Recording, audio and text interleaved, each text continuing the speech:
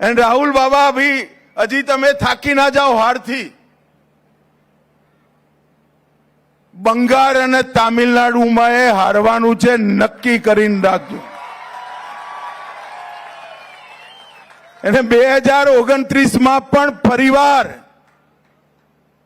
મોદીજીના નેતૃત્વમાં ભારતીય જનતા પાર્ટીની સરકાર બને। એનું કારણ અમારી પાર્ટીના જે સિદ્ધાંતો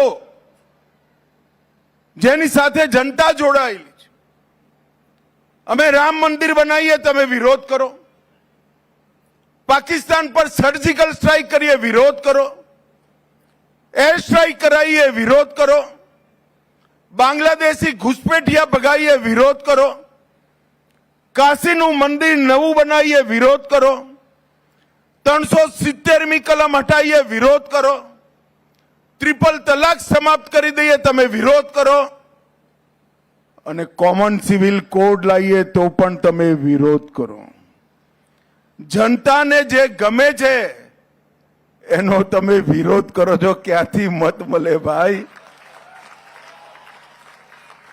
परंतु राहुल बाबा ने समझावानी क्षमता मारीए नथी। जेने पोताना पार्टी वाला ना समझाई सके एने विरोध पक्ष में क्यांथी समझाई सके भाई।